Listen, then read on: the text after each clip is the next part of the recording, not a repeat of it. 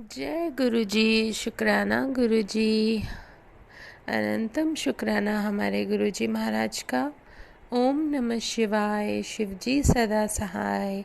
ओम नमः शिवाय। गुरु जी सदा सहाय। शुक्राना अनंतम शुक्राना। जय गुरु जी।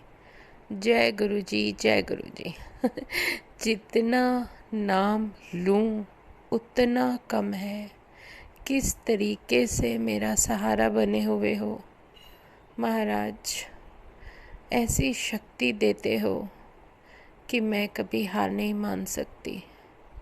शुक्राना मेरे गुरुजी महाराज का। अनंतम शुक्राना। पता नहीं वो रब, वो भगवान जो मेरे सामने साक्षात विराजमान है, अपनी ब्लेसिंग देकर कितनी ताकत दे देते हैं, वो हम इन आँखों से समझ ही नहीं सकते। हमारी ये छोटी सी बुद्धि उस चीज़ को एक्सेप्ट ही नहीं कर सकती कि ऐसा भी कुछ होता है। लेकिन सच में अगर दुनिया में सब कुछ है और भगवान है तो ये सब सच है जो मुझे सामने से दिखाई दे रहा है। उनकी मुस्कुराहट हमें हिम्मत देती है, उनकी ब्लेसिंग हमें ताकत देती है, हमारी सोल को एक ऐसी इम्यूनिटी दे देती है कि हम कभी भी अपने आप को कमज़ोर फील कर ही नहीं सकते।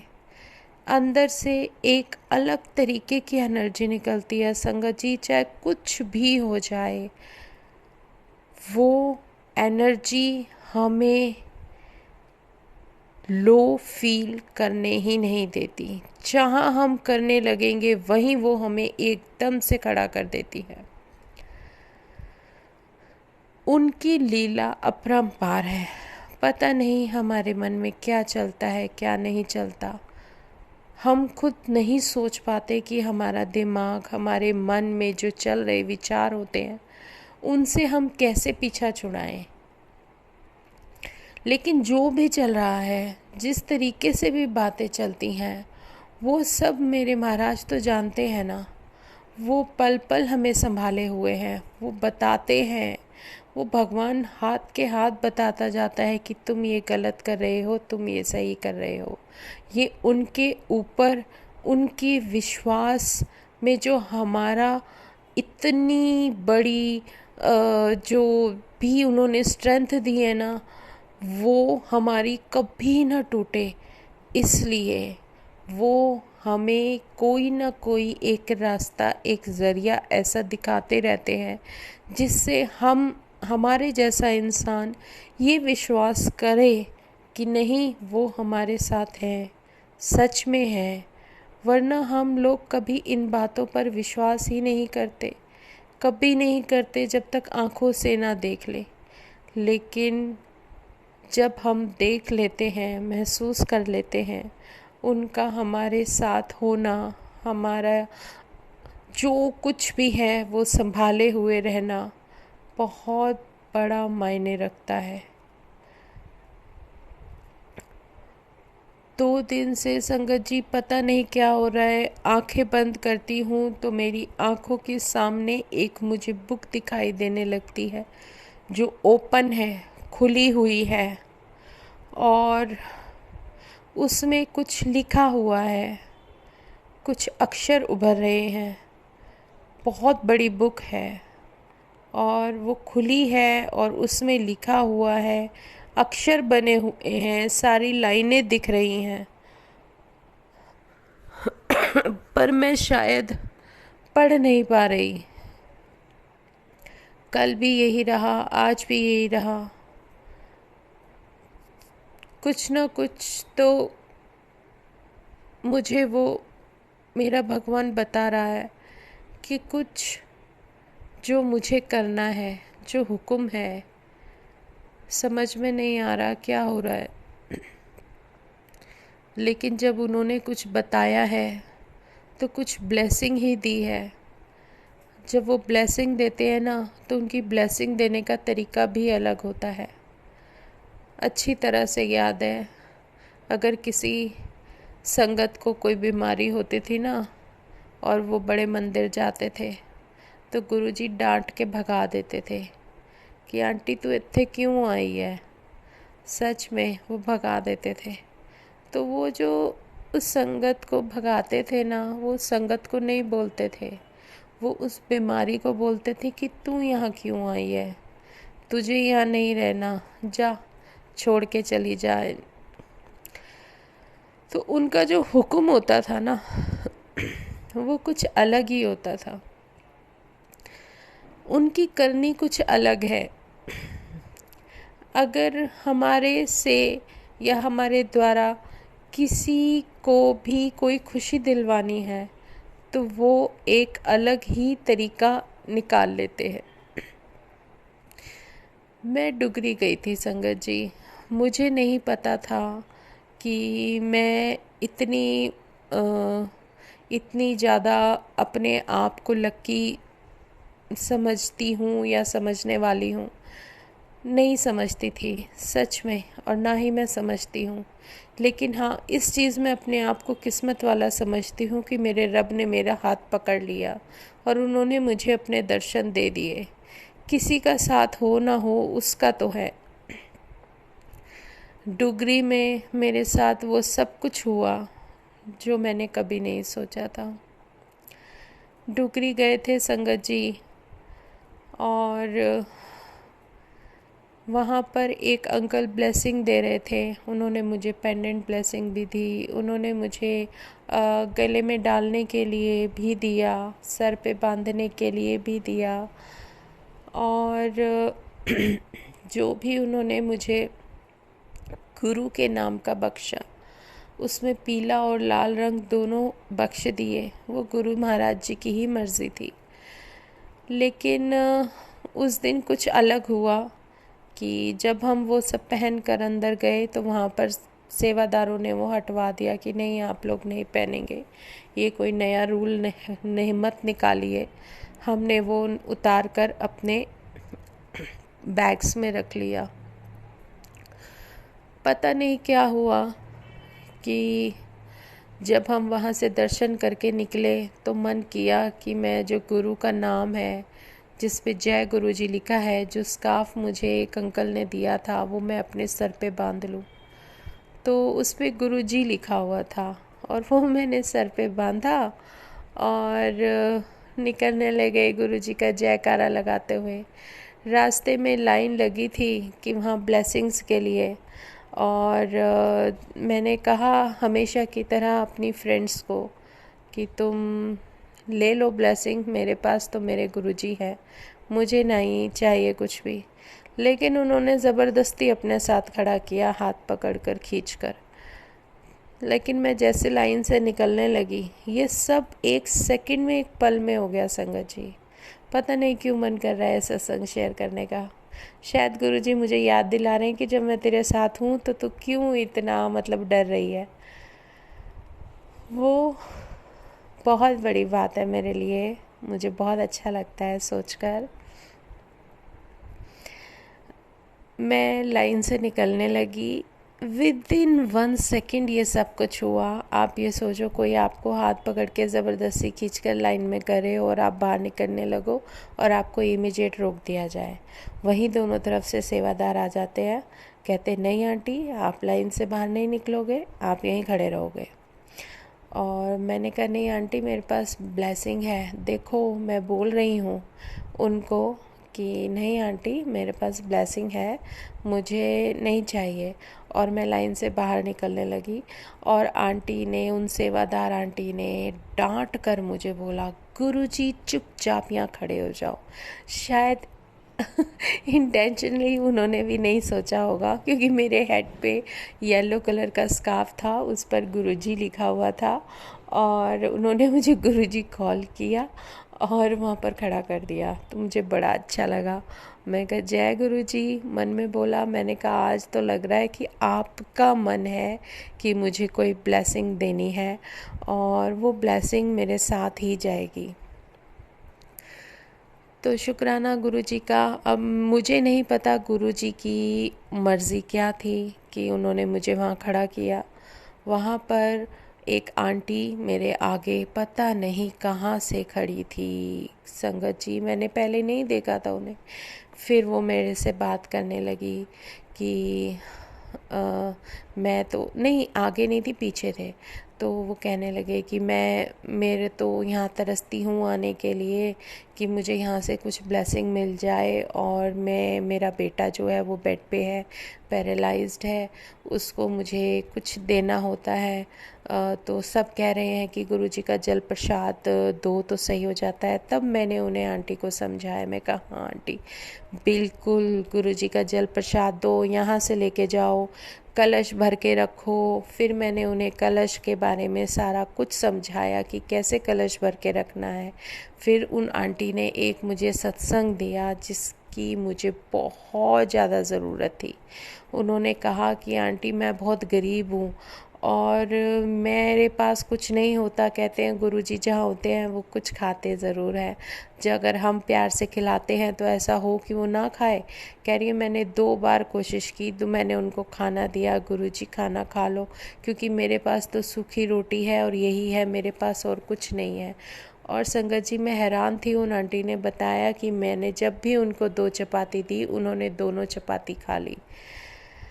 जय गुरुजी। मैंने कहा वाह आंटी, आप कितने किस्मत वाले हो कि गुरुजी ने आपका प्रसाद ग्रहण किया, इससे बड़ी बात और क्या चाहिए आपको, गुरुजी तो आपके साथ ही हैं।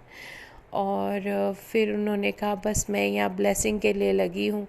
तो फिर मेरे बैग में पेंडेंट ब्लेसिंग थी, वो मैंने निकाल कर उन आंटी को दी और बोला कि आप रेड धागे में इनको पहना देना पेंडेंट, अपने बेटे को एक आप भी ले लो और वो ठीक हो जाएंगे। और फिर पॉकेट स्वरूप दिए कि उनके तकिए के नीचे रख देना।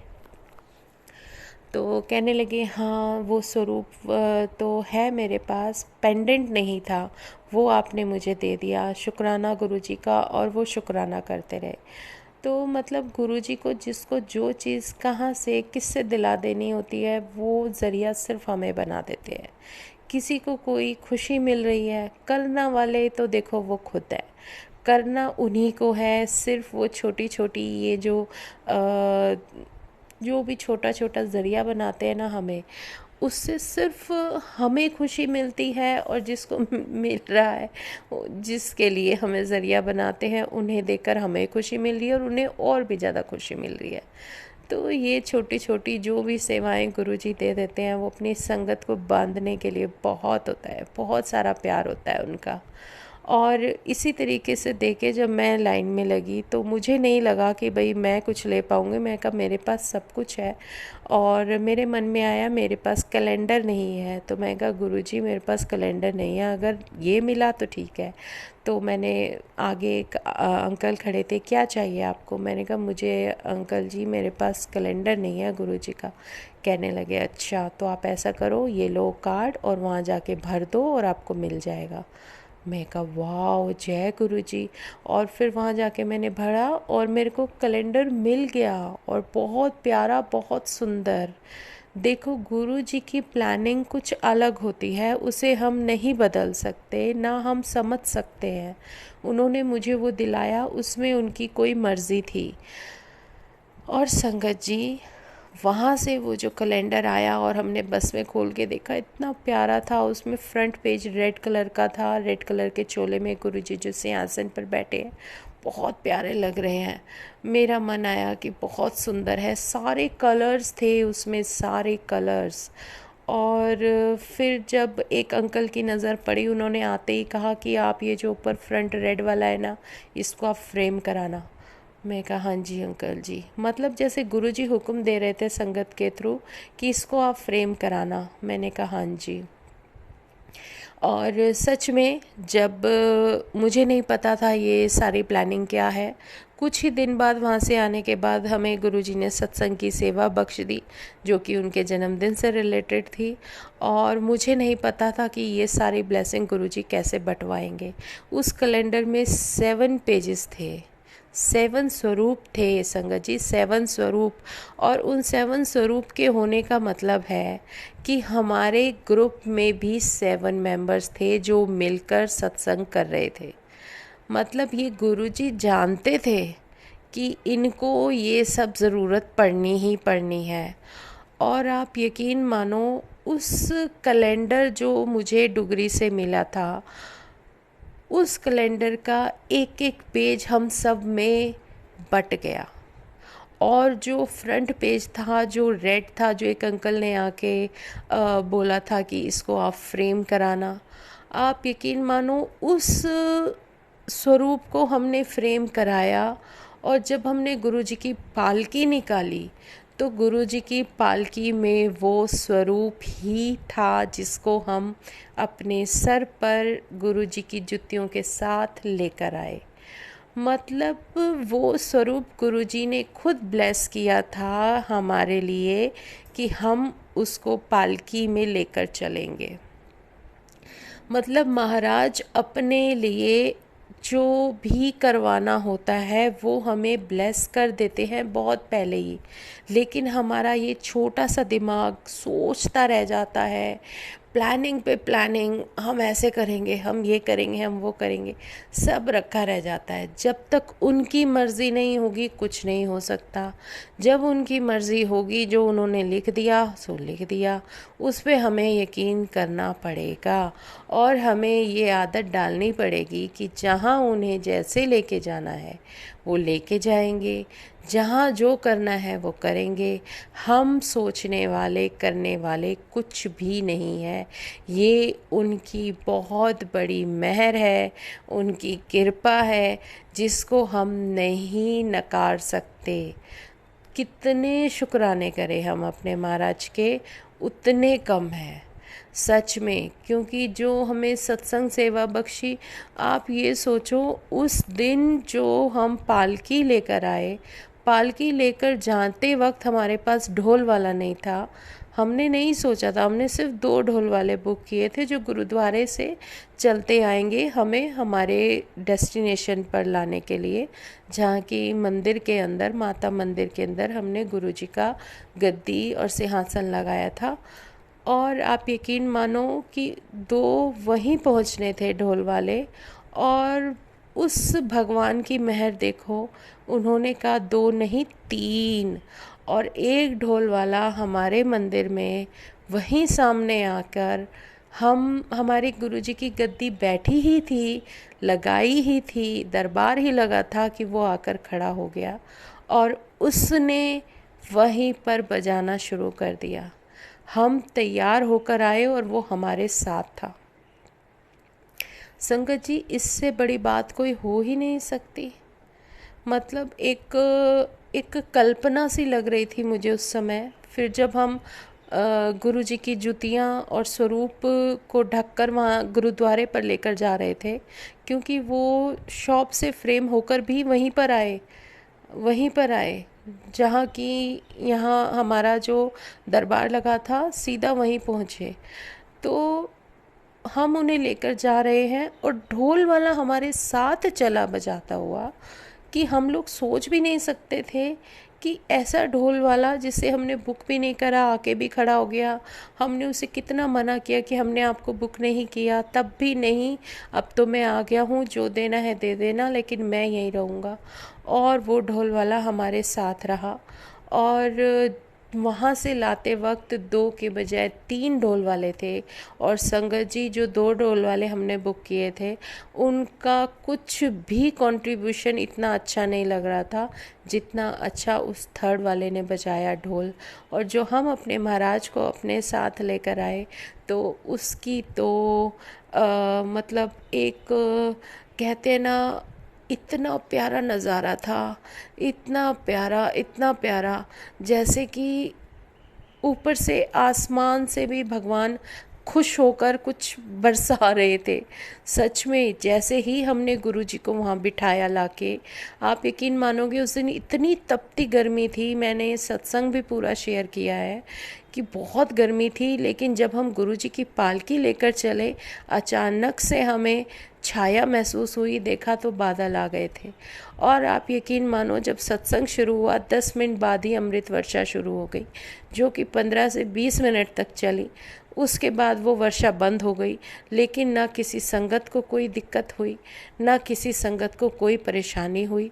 सब टाइम पर आए, सब ने बहुत बढ़िया लंगर प्रसाद किया। गुरु जी की ब्लेसिंग्स ही ब्लेसिंग्स बटी। उनका केक इतना प्यारा जो अपने आप आ गया, अपने आप। संगत जी, एक संगत ने खुद बोला कि मैं ये केक लेकर आऊँगी, और उन्होंने केक लेकर आए। इतना प्यारा, इतना सुंदर केक गुरु जी का। मतलब उन्होंने अपने लिए सब कुछ प्लान किया हुआ था, तो तुम क्यों टेंशन लेके बैठे हो। ये मैंने आपको पहले भी बताया था संगत जी कि मैं केक से रिलेटेड एक सत्संग है, मैं बहुत टेंशन में थी, स्ट्रेस में थी, और गुरुजी ने मुझे वो केक एक दिन पहले ही भेज दिया था और कहने लगे, ले काट ले, मना ले मेरा जन्मदिन, तू एक दिन पहले ही चिंता लेके बैठी हुई है। तुझे बोल रखा है कि जब जो दिन है, जिस टाइम जिस समय होगा उसी समय होगा ना, क्यों परेशान हो रही है। और सच में वो संगत गुड़गांव से आई थी केक लेकर, और बनाने वाले थे वो बेचारे, वो लड़कियां फिर वापस चली गई, कहने लगे हमसे गलती हो गई, हमें तो कल आना था। मतलब उनकी गलती नहीं थी, ये सब मेरे गुरुजी की प्लानिंग थी।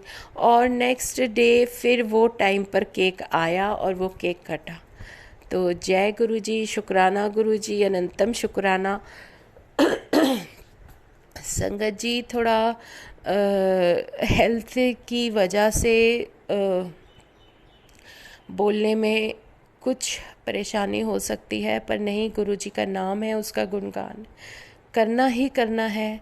तो जो उन्होंने मुझे आज याद दिलाई सत्संग, वो मैंने आपसे शेयर किए। बाकी कल फिर हम उनका गुणगान करेंगे। आज हम सत्संग यहीं विराम करते हैं। जय गुरुजी, शुक्राना गुरुजी, अनंतम शुक्राना हमारे गुरुजी महाराज का।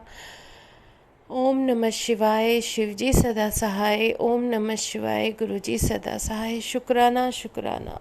जय गुरुजी।